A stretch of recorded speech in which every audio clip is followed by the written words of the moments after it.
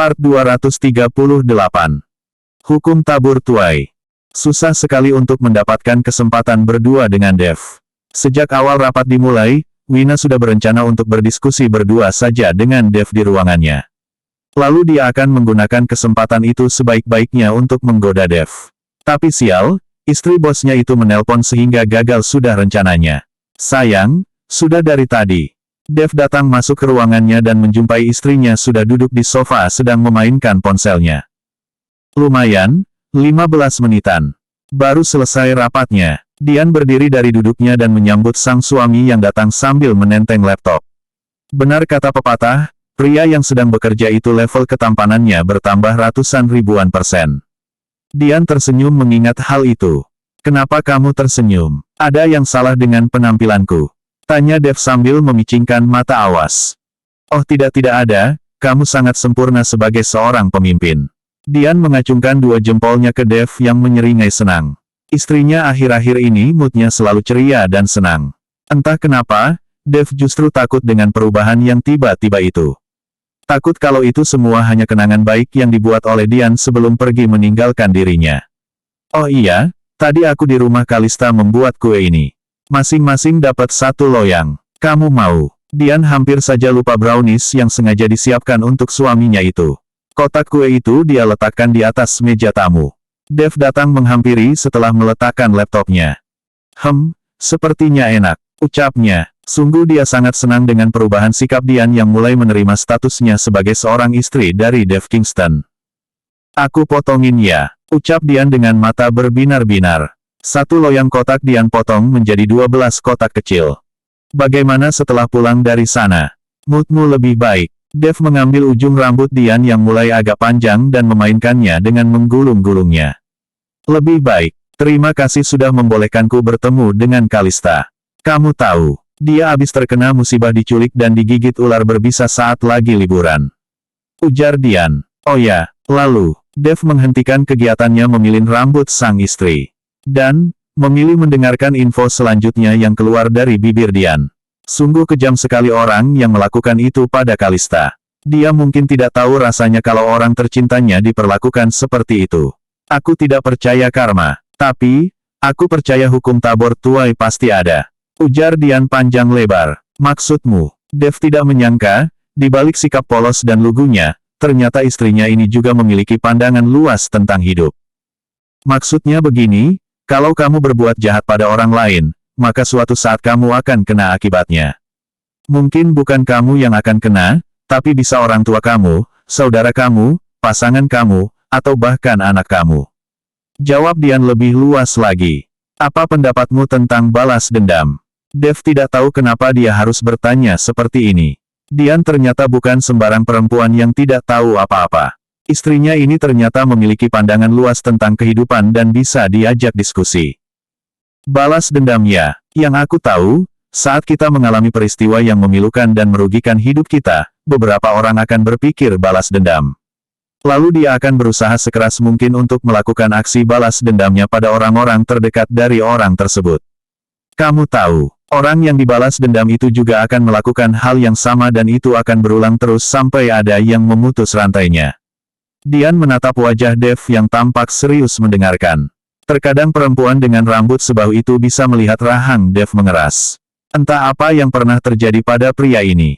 Bahkan Dian tidak tahu sampai saat ini, siapa orang tua Dev dan di mana mereka berada. Dev termenung mendengarnya. Dia memang sangat membenci Doni karena telah membunuh orang tuanya secara tidak langsung, dan juga menghancurkan keluarganya hingga nyaris tidak bersisa. Kalau bukan karena kegigihannya belajar dan bekerja, dia tidak mungkin ada di sini saat ini. Apakah kamu mau berbagi sesuatu denganku? Dian menggenggam tangan Dev yang terkepal di antara kedua lututnya. Apa yang bisa kubagi padamu? Tanya Dev tanpa melihat wajah Dian. Apa saja, meski kita menjadi suami istri berawal dari kesalahan, tapi bukan berarti seterusnya menjadi salah. Jawab Dian dengan memasang wajah tersenyum yang membuat Dev lebih damai melihatnya. Sayang, jika suatu saat aku berbuat kesalahan, apakah kamu akan meninggalkanku? Dev menggenggam balik tangan Dian dan mencari jawaban jujur dari bola matanya yang hitam pekat. Tergantung. Tergantung apanya? Dev memicingkan mata tidak mengerti. Tergantung kesalahan apa yang kamu perbuat.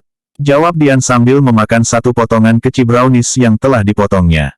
Memangnya ada beberapa kesalahan yang bisa kamu tolerir dan ada yang tidak. Aku baru tahu itu. Sungguh Dev tidak mengerti maksud dari perkataan Dian. Namanya manusia pasti punya kesalahan. Tapi, ada kesalahan yang seharusnya bisa dihindari tapi tidak dilakukan, dan itu yang tidak bisa aku tolerir.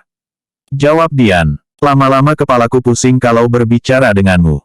Aku lebih baik melihat kamu yang takut-takut melihat dan berbicara padaku daripada kamu yang senang berbicara begini. Dev pun mengambil satu potong brownies dan memasukkannya ke dalam mulut dengan sekali lahap.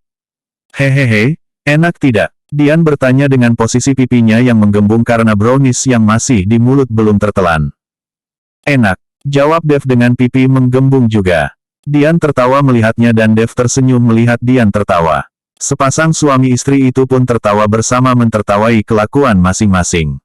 Dev merangkul lengan Dian dan mendekapnya erat di dadanya. Terima kasih akhirnya kamu mau menerimaku dengan segala kekuranganku dan segala sikap gilaku selama ini. Aku tidak tahu mengapa, kamu bisa membuatku menjadi gila dan berharap lebih. Jadilah istriku untuk seumur hidupku dan jangan pernah meninggalkanku. Dian mendengarkan dengan seksama semua ucapannya. Detak jantung Dev bertalu-talu dengan cepat di telinganya. Meninggalkanmu. Aku tidak tahu apakah aku masih ingin melakukannya atau semua rasa itu sudah pergi sejak kapan. Kamu tidak menjawab. Apa kamu ingin aku hukum? Dev bertanya dengan suara dalam dan berat ciri khasnya. Hukuman. Batin Dian dalam hati. Jangan bilang kalau hukumannya adalah seperti tadi pagi dan malam-malam sebelumnya. Batin Dian. Apa yang harus aku jawab? Ujar Dian akhirnya. Kalimat yang kuucapkan tadi. Jawab Dev juga. Oh aku lupa. Dian meringis ketakutan. Terlalu banyak kalimat yang diucapkan Dev dan Dian tidak bisa mengingat semuanya.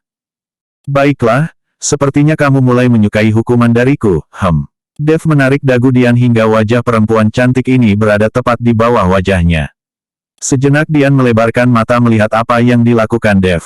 Namun, tiba-tiba kedua matanya terpejam dan napasnya tertahan di tenggorokan. Dev tersenyum melihatnya. Istri yang senang melarikan diri ini, sudah aku miliki seutuhnya. Bukan hanya tubuhnya, tapi juga hatinya. Part 239. Aku menginginkanmu saat ini. Namun, tiba-tiba kedua matanya terpejam dan napasnya tertahan di tenggorokan. Dev tersenyum melihatnya. Istri yang senang melarikan diri ini, bagaimana penyelidikan kasus penculikan anakku kemarin?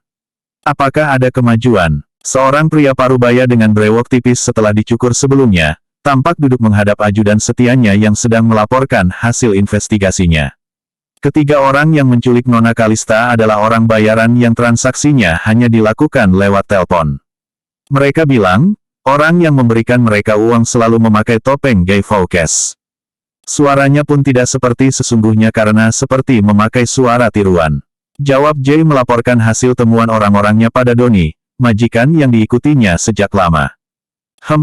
Apa kamu ada dugaan siapa orang yang ingin mencelakai Kalista? Anakku bilang aku pernah membuatnya marah jadi pasti dia menyimpan dendam yang sangat besar. Jawab Doni. Telunjuknya mengetuk-ngetuk meja kayu yang berada di hadapannya. Maafkan saya Tuan, saya tidak dapat menduga siapa orangnya. Jawab Jay masih dengan posisi berdiri tegak dengan kedua tangan menyatu di depan tubuhnya yang tinggi besar tidak jauh berbeda dengan Doni, perawakan pria asli Timur Tengah. Terlalu banyak yang tidak menyukaiku sehingga kamu pun tidak bisa menebak siapa orangnya, bukan? Hahaha, Doni menertawakan dirinya yang dia sendiri bahkan tidak mengetahui siapa saja lawan dan kawan. Tapi Tuan, mungkin saya bisa memberikan sedikit petunjuk. Tapi bisa jadi ini salah juga. Ujar Jay. Katakanlah. Apakah Tuan masih mengingat tentang peristiwa pemutusan kerja banyak petinggi perusahaan beberapa tahun yang lalu? Saya masih mengingat peristiwa itu sampai sekarang. Ada seorang direktur yang tiba-tiba mengalami serangan jantung setelah mendengar pemecatan dirinya dan pengembalian paksa aset-aset pribadinya. Iya aku ingat itu, siapa namanya? Kingston bukan? Jawab Doni. Dia mulai ingat dengan salah satu direkturnya itu yang melakukan kecurangan dengan memanipulasi data perusahaan sehingga memperkaya dirinya sendiri dengan melakukan korupsi. Tepat ketika pengumuman pemecatannya, dia langsung terkena serangan jantung dan meninggal di tempat. Kamu selidiki keluarganya dan apa yang mereka lakukan sekarang. Aku baru ingat hal itu. Jawab Doni dengan rahang mengeras seolah-olah memecahkan satu masalah baru. Siap Tuan, kami akan mulai melakukan penyelidikan dari sekarang.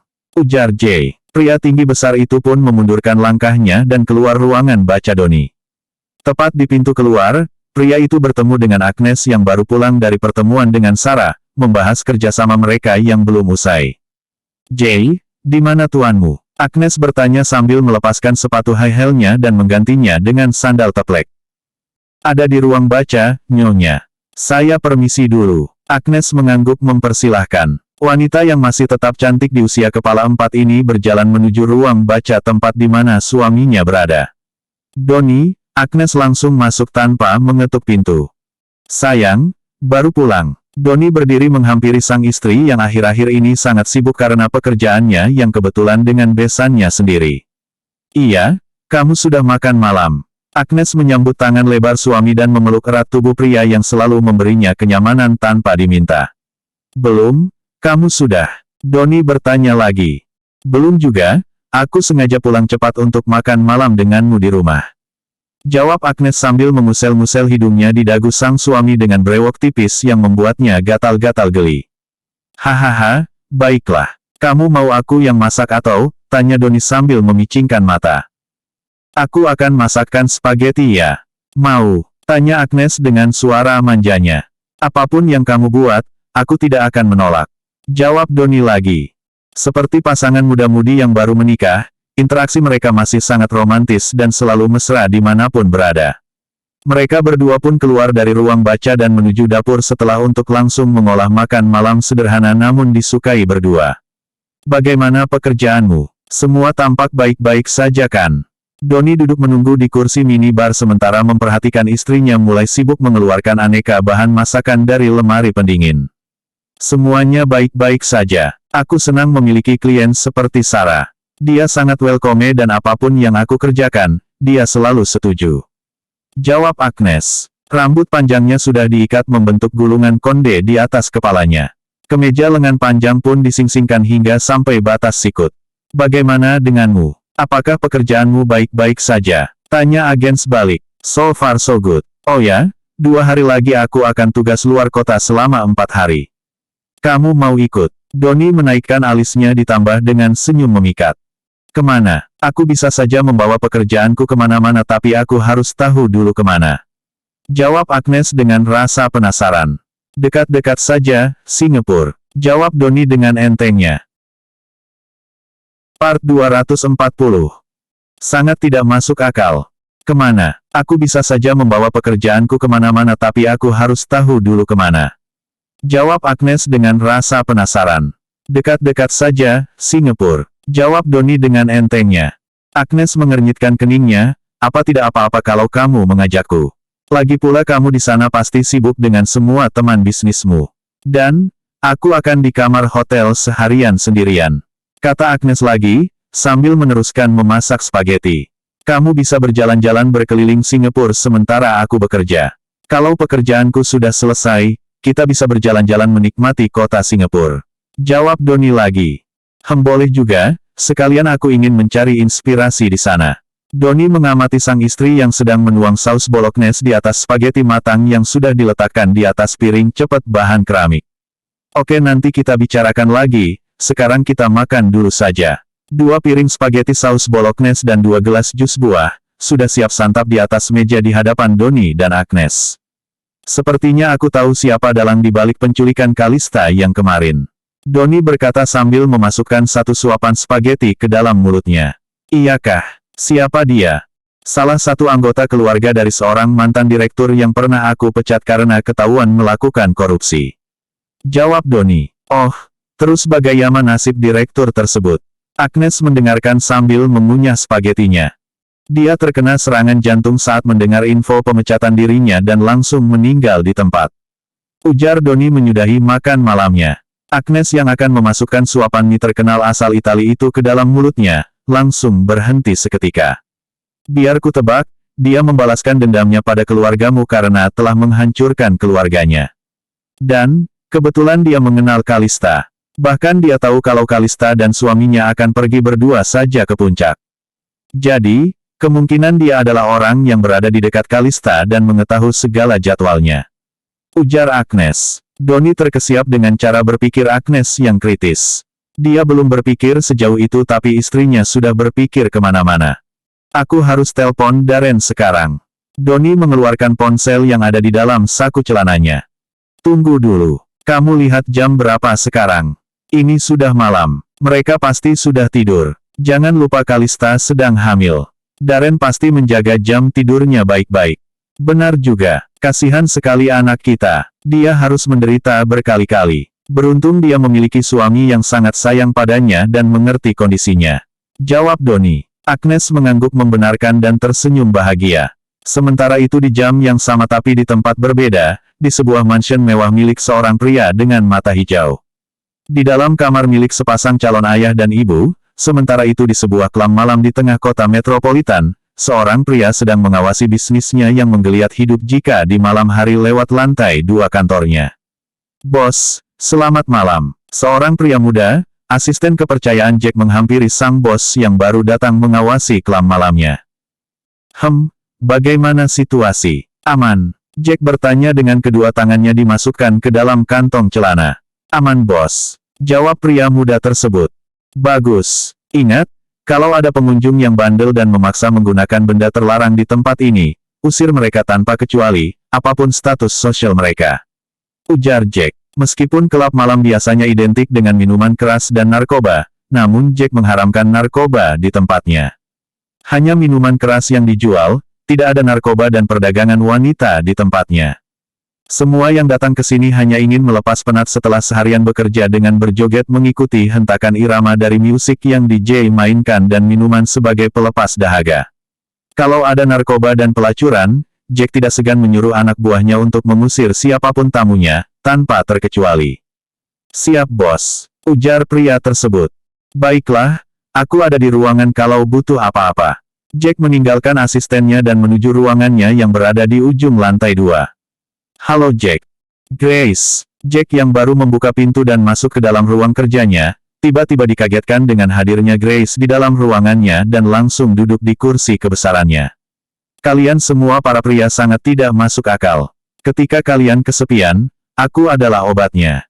Namun ketika kalian sudah punya pasangan, aku sudah tidak dianggap. Lucu sekali bukan? Jack tahu benar siapa yang dimaksud Grace. Awalnya Grace menyukai Darren karena pertemanan mereka sejak kecil. Lalu Grace dilupakan karena Darren tergila-gila dengan Britney. Britney pun dihempaskan karena menikah dengan orang lain dan Darren sudah berbahagia dengan istri tercinta yang sedang mengandung buah cinta mereka berdua. Lepas dari Darren, Grace mendekati Lois. Bagaikan gayung bersambut, Lois menjadi tempat curhatan dan sandaran saat Grace patah hati. Akhirnya mereka berdua pun menjalin hubungan tanpa status atau simbiosi mutualisme. Kini Lois pun sudah menemukan perempuan tambatan hatinya yang sudah diresmikan menjadi istrinya. Grace terabaikan kembali.